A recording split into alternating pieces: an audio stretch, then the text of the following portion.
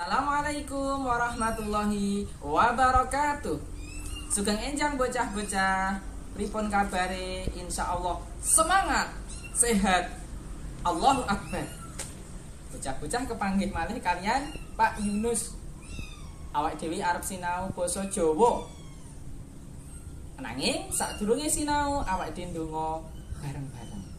Setunggal kalih tiga. A'udzu billahi minasyaitonir rajim. Bismillahirrahmanirrahim. Raditu billahi rabba wa bil islami dina wa bi Muhammadin nabiyyan wa rasulah. Rabbi zidni ilma warzuqni fahma. Amin ya rabbal alamin. Bocah-bocah, minggu sik sipe awake dhewe sinau wulangan siji kegiatan ing sekolah. Banjur esok iki awake dhewe sinau wulangan keloro, yaiku tembang pocong lan cangkriman. Tembang pocong kuwi salah sawijining tembang ing macapat. Macapat kuwi pirang-pirang tembang.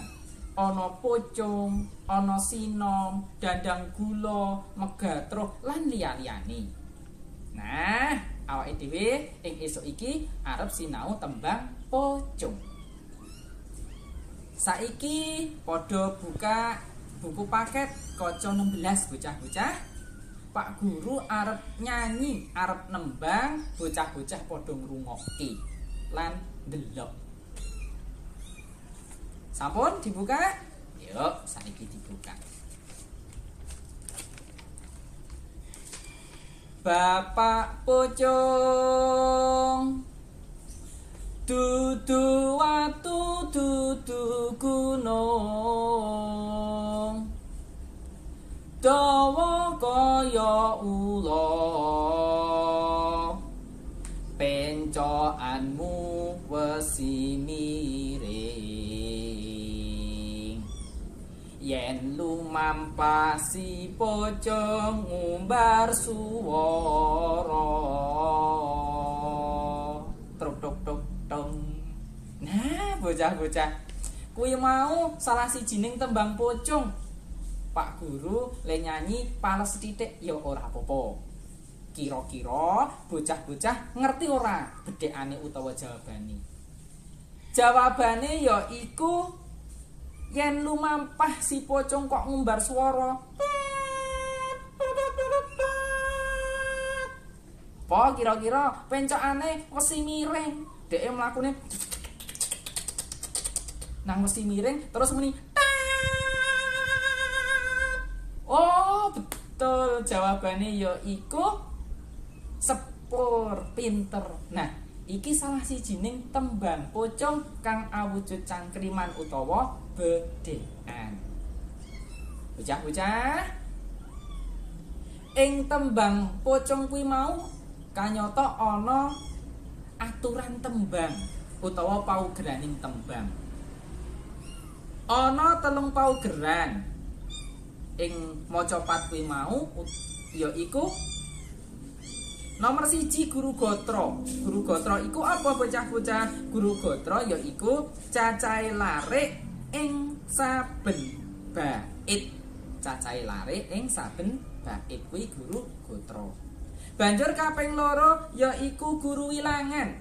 Guru wilangan cacahe wanda utawa suku kata ing saben larik. Banjur kaping 3 guru lagu. Guru lagu kuwi tibaning swara ing pungkasaning larik. Nah, ing guru lagu iki biasane sing kanggo pungkasan larik yaiku huruf vokal. A, I, U, E, O. Kuwi huruf vokal. Nah, tugasé bocah-bocah engko bakda awake dhewe sinau basa Jawa iki ing buku paket ya. Ing buku paket kaca 18. Buku paket kaca 18. Bocah-bocah karo Pak Guru ditugasi goleki apa? Ing kaca 18 bocah-bocah karo Pak Guru ditugasi goleki yaiku ana tembang-tembang pocong ya. Ana tembang-tembang pocong cacahe 1 2 3 4. Tembang pocong cacahe 4 kuwi padha tok goleki bedhekane utawa jawabane. Tembang pocong ana ing 4 iki kuwi termasuk tembang pocong cangkriman. Jadi engko ana jawabane do tok goleki. Dipun suwun bantu bapak lan ibu nek durung ngerti.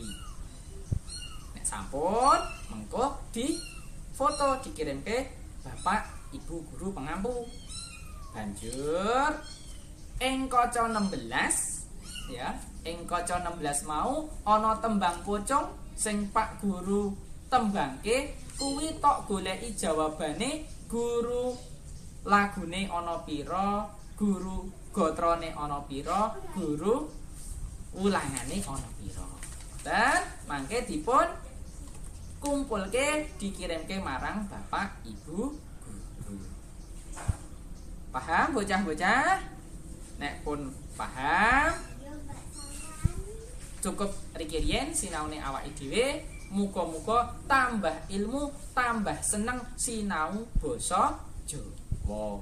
Mekaten nggih bocah-bocah. Sesuk sambung melih. Pak Yunus akhiri. Assalamualaikum warahmatullahi wabarakatuh.